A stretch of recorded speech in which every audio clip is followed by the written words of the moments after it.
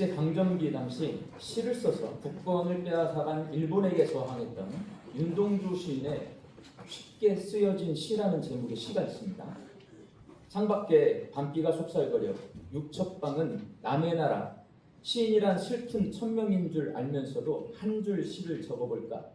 땀내와 사랑내 포근히 풍긴 보내주신 학비 봉투를 받아 대학 노트를 끼고 늙은 교수의 강의 들으러 간다. 생각해보면 어린 때 동무들 하나둘 죄다 잃어버리고 나는 무얼 받아. 나는 다만 홀로 친전하는 것일까. 인생은 살기 어렵다는데 시가 이렇게 쉽게 쓰여지는 것은 부끄러운 일이다. 이 시는 윤동주 시인이 마지막 남긴 작품입니다. 뒤늦게 쓴 시들이 있는데 일제가 다 없앴어요. 그래서 이게 마지막 쓴 시로 남아 있습니다. 윤동주 시인은 나라를 빼앗겼는데도 다른 친구들처럼 독립운동에 참여하지 못하고 대학에서 공부하며 시를 쓰고 있는 자신의 무기력함을 부끄러워합니다. 쉽게 쓰여진 시에서만 부끄러워한 것이 아니라 서시에서도 아프고 고통스러운 시대 가운데서 양심의 가책을 느끼며 부끄러워합니다. 죽는 날까지 한 점 부끄럼 없기를 입술에 부는 바람에도 나는 괴로워했다. 그리고 참회록에서도 부끄러워합니다. 나는 나의 참회의 글을 한 줄에 줄이자 만 24년 1개월을 무슨 기쁨을 바라 살아봤던가. 내일이나 모레나 그 어느 즐거운 날에 나는 또 한 줄의 참회록을 써야 한다. 그때 그 젊은 나이에 왜 그런 부끄러운 고백을 했던가. 윤동주 시인은 부끄러움이라는 주제로 시를 통해 일제강점기라고 하는 어려운 시대 가운데서 고뇌하는 시인 자신의 마음을 담아냅니다. 당시 많은 시인이 일본을 찬양하는 시를 지을 때 다 친일파로 다 넘어가거든요. 위대한 시인들이. 그때 윤동주 시인은 자신의 부끄러운 모습을 괴로워하며 저항 시인으로 살다가 결국 일본의 감옥에서 숨을 거둔 이유, 나라를 사랑했기 때문입니다. 그걸 어떻게 아냐? 역사는요, 흘러가면 다 알아요. 누가 친일했고 누가 나라를 사랑했는가, 역사는 다 알아요. 지금은 윤동주 시인은 우리가 저항 시인, 나라를 사랑했던 시인으로 기억합니다. 윤동주 시인이 나라를 사랑했던 것처럼 사도 바울은 생명을 내어놓고 교회를 사랑했습니다. 그는 간혹분마다 복음을 전해서 복음을 믿고 구원받은 성도들과 함께 교회를 세웠습니다. 오늘 본문 말씀인 고린도전서는 온갖 문제로 혼란과 다툼 가운데 있는 고린도 교회 성도들에게 바울이 보낸 편지입니다.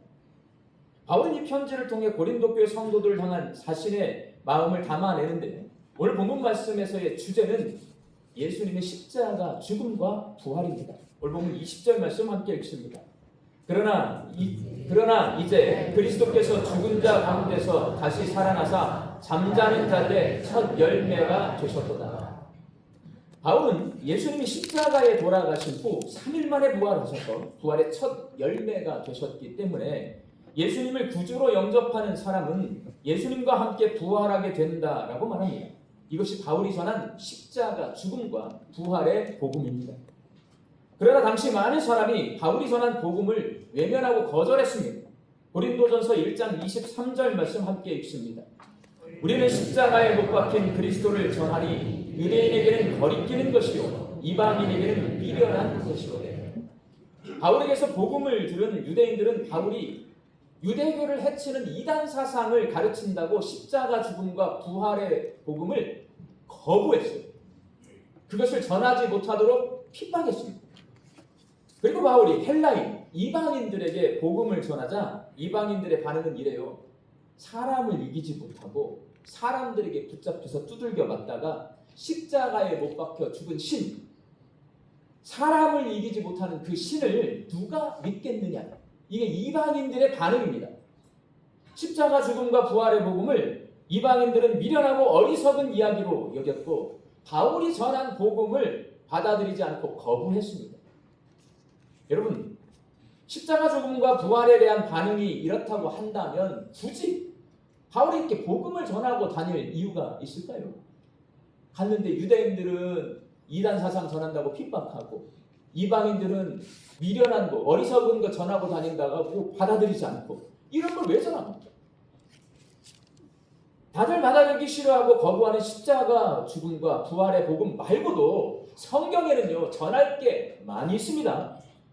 잠언과 전도서에 기록되어 있는 놀라운 지혜의 말씀들, 구약의 율법과 신약의 산상수훈과 같은 도덕적인 가르침, 시편에 기록되어 있는 우리가 정말 좋아하는 위로의 말씀들, 그것들을 전하면 유대인이나 헬라인이나 아무 거부감 없이 바울의 가르침을 받아들였을 것입니다. 핍박도 하지 않았을 것입니다. 그런 것들 전하고 다니면 되지. 왜 받아들이지 않고 거부당하고 멸시당하고 핍박당하는데 왜 바울은 복음을 전하고 다녔을까요? 그렇게 복음을 전했을 때 이를 거부하지 않고 받아들이고 믿은 사람들이 모여서 세워진 교회가 바로 고린도 교회입니다. 나를 핍박해요. 나를 무시하고 멸시해요. 복음 안 받아들여요. 근데 그 속에서도 복음을 받아들인 사람들이 있었어요. 그 사람들과 함께 고린도 교회를 세웠어요. 그러니 교회를 얼마나 사랑했겠습니까? 그런데 그렇게 사랑한 그 고린도 교회가 파당을 지어서 분열하여 싸우고 여러 가지 문제로 성도들끼리 다투고 있다는 소식을 들은 바울이 안타까우니까 교회를 사랑하니까 편지를 써서 건강한 교회의 모습을 다시 회복하고 성도들이 올바르게 신앙생활할 수 있도록 권면하고 있는데 그 권면의 핵심 내용이 고린도전서를 쭉 읽어보잖아요. 세 가지로 요약이 돼요, 여러분. 첫 번째가 자기 유익을 구하지 말고 남의 유익을 구하라. 서로 싸우니까 네 자신의 유익을 구하니까 다투잖아. 네 유익을 구하지 말고 남의 유익을 구해. 교회, 성도는 그런 거야 라고 말을 했어요. 그렇게 남의 유익을 구하려면 어떻게 해야 되냐? 사랑이 없으면 안 된대요. 사랑의 배터리를 충전해야 남의 유익을 구하고 교회가 성도들끼리 다투지 않고 평안할 수 있어. 바울이 그렇게 말해요. 그리고 나서 오늘 본문 말씀에서 마지막으로 교회가 지금 여러 가지 문제로 지금 고린도 교회가 싸우고 있거든요. 그 문제를 해결하는 최종 결론, 십자가 죽음과 부활의 복음을 믿으라 라고 권면하고 있습니다. 온갖 문제로 다투고 있는 고린도 교회가 다툼에서 벗어나 교회의 기능을 회복하고 성도들이 화목하게 신앙생활을 하기 위해서 남의 유익을 구해야 하고 사랑의 배터리를 충전해야 한다는 것 쉽게 이해할 수 있어요. 그렇죠. 내 유익 구하다 보니까 싸움이 일어났어요. 그러면 내 유익 내려놓고 남의 유익을 구해야죠. 남의 유익을 구하려면 내 힘으로 안 돼요. 그러니 성령의 열매가 필요해요. 사랑의 열매로 사랑의 배터리를 충전해야 남의 유익을 구해서 교회가 평안해질 수 있어요. 이건 이해가 돼요. 근데 여러분, 바울이 고린도 교회는요 복음을 믿는 사람들하고 함께 세운 교회예요. 거기다 대고 고린도 교회 성도들에게 십자가 죽음과 부활의 복음을 믿으라고 하는지 이건 쉽게 이해할 수가 없습니다. 우리 다 복음을 믿잖아요. 근데 여러분에게 자꾸 제가 복음을 믿으세요 기분 좋아요, 나빠요? 기분 나쁘죠. 복음을 믿고 교회가 세워져 있단 말이에요. 그런데 그 사람들에게 최종적으로 너희들 이렇게 문제가 많이 일어나고 싸우고 있잖아. 복음을 믿어야 돼 라고 말하고 있는 거예요. 바울은 왜 복음을 믿고 있는 고린도 교회 성도들에게 복음을 믿으라고 강조하고 있을까요? 고린도전서를 읽어보면 그 이유를 알 수가 있는데요. 두 가지 이유가 있어요. 첫 번째 이유는 고린도 교회 성도들이 모여서 함께 신앙생활을 하고 있지만 그 안에 복음을 제대로 믿지 않는 사람들이 있는 거예요. 그러니까 복음을 믿는 사람은 놔두고 복음을 믿지 않는 사람을 향해서 복음을 믿으라 라고 말씀을 하고 있는 겁니다. 고린도 교회 성도들 가운데 부활의 복음을 믿지 않는 사람들이 생겨났습니다. 부활을 믿는 사람과 믿지 않는 사람들이 함께 신앙생활을 하고 있으니 서로 논쟁하며 다툴 수밖에 없습니다. 그래서 고린도 교회 성도들에게 복음을 믿으라고 바울은 강조합니다. 바울은 고린도 교회 성도들이 복음을 믿을 수 있도록 부활하신 예수님을 만난 사람들의 이름을 언급해요. 예수님의 부활이 만들어낸 이야기가 아니라 실제로 일어났던 사실, 역사적 사실이라는 것을 입증을 합니다. 고린도전서 15장 4절에서 7절까지 말씀 함께 읽습니다. 장사 지낸 바 되셨다가 성경대로 사흘 만에 다시 살아나사 게바에게 보이시고 후에 12 제자에게와 그 후에 500여 성도에게 일시에 보이셨나니 그 중에 지금까지 대다수는 살아있고 어떤 사람은 잠들었으며 그 후에 야고보에게 보이셨습니다. 바울은요, 예수님이 부활하셨는데 그걸 본 사람들이 있다. 베드로가 보았고 12 제자가 보았고 500명이 한꺼번에 부활하신 예수님을 봤다. 그리고 나서 야고보가 보았다라고 말을 해요. 이 야고보는 누구냐면 예수님의 동생 야고보. 바울이 부활의 확실한 증거로 예수님의 동생 야고보를 언급하는 이유, 이 야고보가 처음에는 형 예수님이 메시아이심을 받아들이지 못하고 미친 사람으로 여겼거든요. 부활하신 예수님을 만난 후에야 예수님이 하나님의 아들이시구나, 그때서야 알았어요, 형을. 그리고 나서 나중에 예수님을 믿고 예루살렘 교회의 대표자가 됩니다. 예수님이 12살 때 예루살렘을 방문했습니다. 6월절에 부모님 손잡고 성전에서 사람들에게 성경을 가르치다가 부모님이 다시 나사렛 고향으로 돌아가는데, 집으로 가는데 예수님이 부모님을 따라가지 않아요. 부모님들이 사람이 하도 많으니까 그냥 앞으로 전진해 나가다 보니까 아들이 없는 거예요. 예수님이 찾는데 3일 동안 찾습니다. 가봤더니 성전에서 예수님이 성경을 가르치고 있는 거예요. 왜 여기 있냐? 짜증날 거 아니에요. 놀라실 거 아닙니까? 근데 그 예수님을 향해, 그 부모님을 향해 예수님이 뭐라고 말씀하시냐면, 내가 아버지의 집에 있어야 할 줄 모르셨습니까? 라고 묻습니다. 예수님의 아버지는 지금 누구예요? 요셉 아닙니까? 그 요셉이 아들 예수를 잊어버려가지고 3일 동안 찾아다니다가 겨우 찾았는데 하는 말이, 내가 내 아버지 집에 있어야 될 줄 모르시는 겁니까? 라고 반문을 하면 아버지가 얼마나 무한합니까? 그 모습을 누가 쳐다보고 있냐? 동생 야고보가 쳐다봅니다. 그럼 형이 어떤 사람으로 보여요? 아니, 아버지가 여기 있는데 성전이 아버지 집이라고 하면 형이 미쳤네라고 생각하죠. 12살 때야 나이가 어리니까 그나마 괜찮습니다. 예수님이 30살이 되셨습니다. 공생애를 시작하십니다. 이제는 고향을 벗어나요. 나사렛 근처에 가나로 가고 가버나움으로 가가지고 가는 곳마다 자신이 하나님의 아들이고 메시아라고 말씀을 하고 다니셨습니다. 문제가 커진 거예요.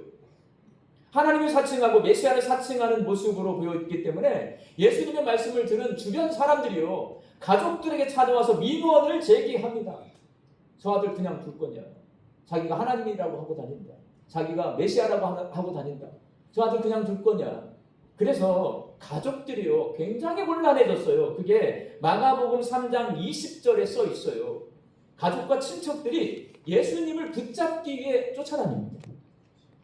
예수님을 가만 놔두면 가족들이 피해를 입게 될까봐 가족들이요, 예수님이 자기가 하나님이고 자기가 메시아이심을 말씀하는 곳마다 쫓아가서 데려오려고, 붙잡으려고. 성경은 예수님이 태어날 때 동정녀 마리아에게 탄생했다라고 기록해 놓았는데, 그때에만 아버지 요셉의 이름을 말합니다. 그리고 나서는 성경은 아버지 요셉을 말하지 않아요. 그러다 보니까 학자들이 이렇게 고민을 해요. 연구한 끝에, 그러면 아버지 요셉이 일찍 돌아가실 거예요. 일찍 죽었을 거예요. 그럼 여러분, 예수님이 장남입니다. 아버지가 돌아가셨어요. 가장이 되는 거예요. 장남인 예수님은 그 집의 가장이십니다. 가족을 책임져야 할 가장이 가족을 버려둔 채 이 마을 저 마을 돌아다니면서 자기가 하나님의 아들이고 메시아라고 떠들고 다니니 동생 야고보 머리 아픕니다. 형이 가족을 돌봐야 되는데 가족에게 피해를 끼치고 돌아다니고 있어요. 그렇게 야고보를 포함한 다른 동생들이 예수님을 신뢰하지 않았어요. 미친 사람 취급을 했어요. 그러다 보니까 예수님이 마지막에 십자가에서 돌아가실 때 그 아래 어머니 마리아가 있었습니다. 마리아를 동생들에게 부탁합니까? 제자에게 부탁합니까? 제자 요한에게 부탁을 해요. 왜? 동생들이 자기를 신뢰해주지 않거든요. 그 야고보에게, 그 동생 앞에 부활하신 예수님이, 형이 나타났습니다. 야고보가 깜짝 놀랐습니다. 왜? 자기 형 십자가에서 분명히 죽었거든요. 그런데 살아서 나타난 거예요. 얼마나 놀랐겠어요. 자신이 하나님의 아들이고 메시아라고 말하고 다니다가 십자가에서 죽었던 형이 부활해서 나타났으니 동생 야고보는 정말 놀랐습니다. 그렇게 부활하신 예수님을 만난 동생 야고보는 비로소 형이 하나님의 아들이고 메시아이심을 믿게 됩니다. 인생이 변화됩니다. 삶이 변화됩니다. 예루살렘 교회의 지도자가 되었습니다. 이렇게 바울은 예수님의 십자가 죽음과 부활이 꾸며낸 이야기가 아니라 그 동생도 안 믿었지만 믿게 되었고 수많은 사람들이 부활하신 예수님을 만났다. 그것은 역사적 사실이다. 실제 일어난 사건이다. 그렇게 입증함으로써 부활을 믿지 않는 고린도 교회 성도들에게 부활을 믿으라 라고 말하고 있습니다. 그리고 바울이 고린도 교회 성도들에게 복음을 믿으라고 강조하는 두 번째 이유는 그들이 복음의 능력으로 고린도 교회의 모든 문제를 해결할 수 있기 때문에 그렇습니다. 수많은 문제들이 있어요. 고린도 교회는 교회가 있어야 될 모든 문제를 다 갖고 있었어요. 그 문제를 어떻게 해결할 수 있는가? 복음을 믿을 때 복음의 능력으로 해결할 수 있다는 거예요. 바울은 복음을 믿는 사람에게는 복음의 능력이 나타난다고 말을 합니다. 오늘 본문 22절 말씀 함께 읽습니다. 아담 안에서 모든 사람이 죽은 것 같이 그리스도 안에서 모든 사람이 삶을 얻으리라. 첫사람 아담이 범죄했기 때문에 아담의 후손인 모든 사람이 죽게 되었다. 성경은 우리에게 말씀하십니다. 이것을 뭐라고 하냐면 대표성의 원리라고 합니다. 왜 내가 알지도 못하는 아담 때문에 내가 죄인이야? 대부분의 사람은 이래요. 그러니까 교회 사람들이, 교회 안에 있는 사람도 마찬가지일 것 같아요. 많은 사람들이 하나님이 흙으로 사람을 창조하셨다 못 믿습니다. 이 말이 무슨 말인지 이해가 되지 않거든요. 그런데 그 창조된 아담, 첫사람 아담이 하나님 앞에서 죄를 지었기 때문에 그 후손들, 우리들은 모든 인간은 다 죄인이다. 내가 왜 죄인이야? 안 받아들여요, 여러분.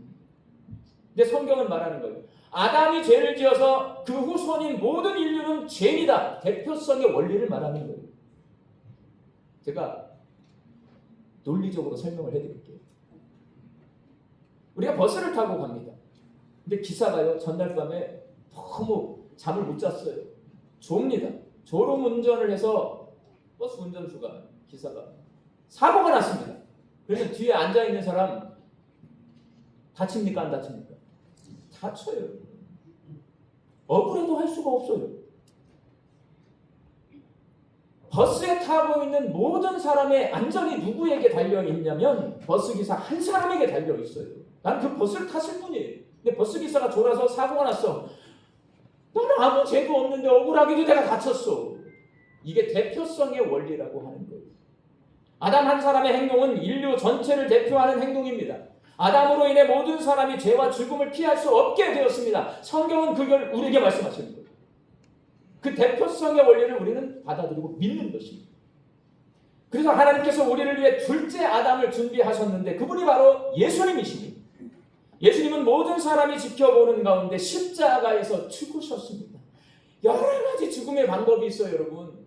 그런데 예수님이 십자가에서 죽게 만드셨단 말이에요. 높이 달려서 죽게 만드신 건데 왜 그러냐? 그렇게 공개적으로 죽으심으로 예수님의 죽음을 공정받으시는 거예요. 사람들은 안 믿어요. 예수님이 죽었다, 안 죽었다, 안 죽어놓고는 죽었다고 부활했다고 말한다라고 말하거든요. 그러니까 예수님이 모든 사람들이 지켜보는 가운데 높이 십자가에 매달려 거기서 죽으심으로 모든 사람이 공정할 수 있도록 하십니다. 부활하신 예수님은 부활을 믿지 않기 때문에 제자들을 찾아갑니다. 갈릴리까지 찾아가요. 여러 사람들을 찾아다니면서 만나십니다. 부활하신 예수님. 왜? 부활의 증인이 되게 하신 거예요. 왜냐면 다른 사람들이 안 믿으니까. 예수님은 이를 통해 부활이 있다는 것을 증명해 보이셨고 장차 예수님을 믿는 성도들도 부활하게 될 것이라고 약속해 주셨습니다. 오늘 보면 23절 말씀 함께 읽습니다. 그러나 각각 자기 차례대로 되리니 먼저는 첫 열매인 그리스도요 다음에는 그가 강림하실 때에 그리스도에게 속한 자. 예수님이 부활하셨잖아요. 왜 부활하셨냐? 부활이 있다라는 걸 보여주기 위해서 부활하신 거예요. 그리고 약속하시는 거예요. 내가 부활한 것처럼 나를 믿는 자 부활하게 될 것이다. 믿으세요? 네. 믿을 수밖에 없는 게 성경을 읽어보면요. 하나님이 세상을 구원할 구원자를 보내시겠다. 약속을 하셨어요. 약속을 지키셨어요. 예수님이 오셨어요, 여러분. 그 예수님이 십자가에 죽으셨다가 부활할 거라고 약속하셨어요. 십자가에 죽으셨다가 부활하셨어요.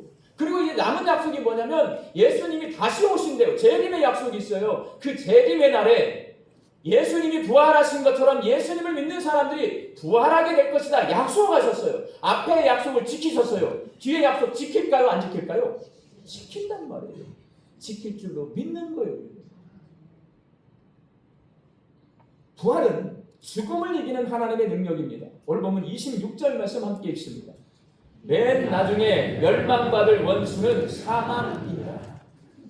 예수님이 사망을, 죽음을 멸망시키는 능력, 죽음을 이기는 능력을 가지고 있음을 입증한 사건, 바로 부활입니다.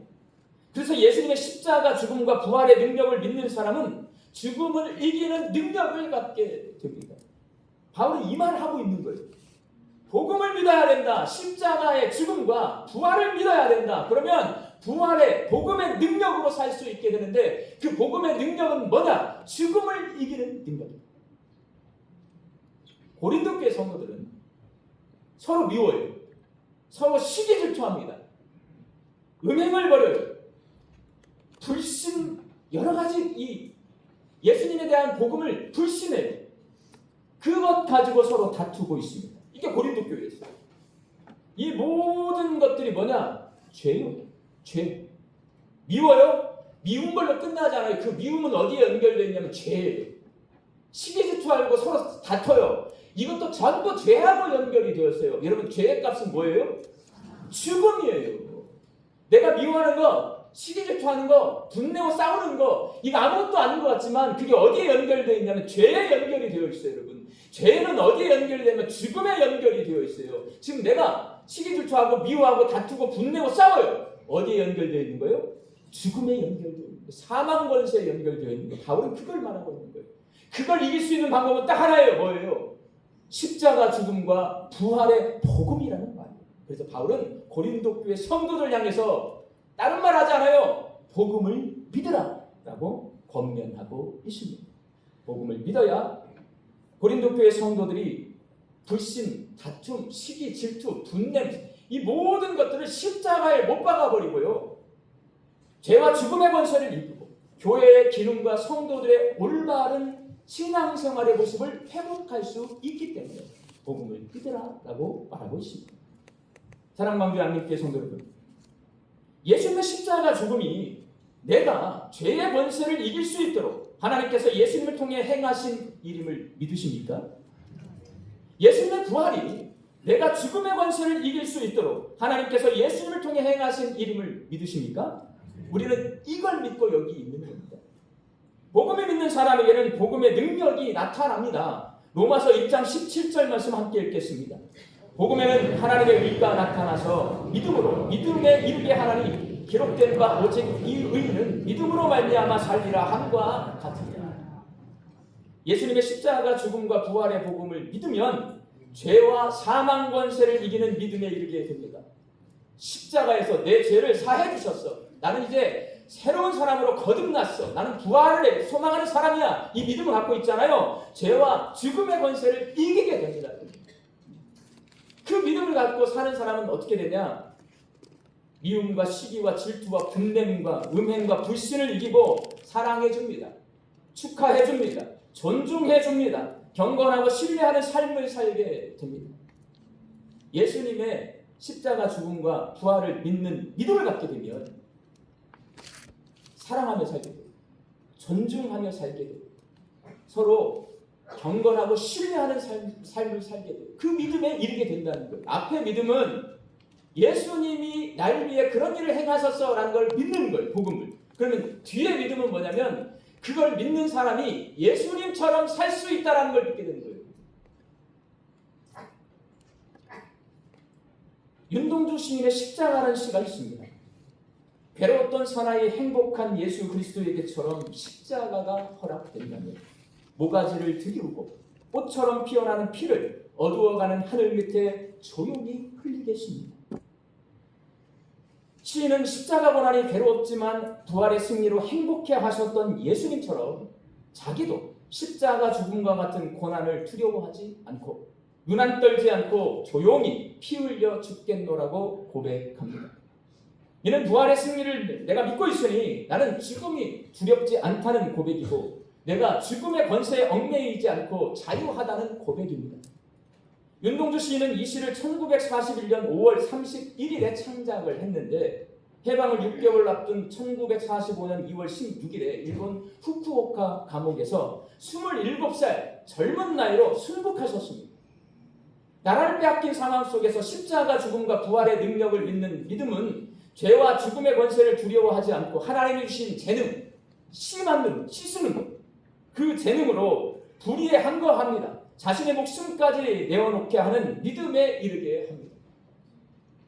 예수님의 십자가 죽음과 부활의 복음을 믿는 우리 광주 양림교회 성도들이 복음의 능력, 미움, 시기, 질투, 음행, 불신과 서로 다투는 것을 이기고 죄와 죽음의 권세를 이기고 주의 말씀에 순종해서 사랑하고 축하해주고 존중하고 신뢰하며 자유와 평화를 누리며 사는 믿음의 삶을 사시기를 주의 이름으로 축원합니다. 기도하겠습니다. 예수님께서 십자가에서 죽으심으로 저희가 죄에서 자유함을 얻게 되었고 예수님께서 부활하심으로 저희가 죽음의 권세를 이기게 되었음을 믿습니다. 예수님의 십자가 죽음과 부활의 복음을 믿는 저희들이 서로 사랑하고 축하해주고 존중하고 경건하고 신뢰하며 주님의 말씀에 순종하는 믿음에 이르게 하여 주사 복음의 능력으로 예수님 안에서 자유와 평화를 누리며 살게 하여 주옵소서. 예수님의 이름으로 기도하옵나이다. 아멘.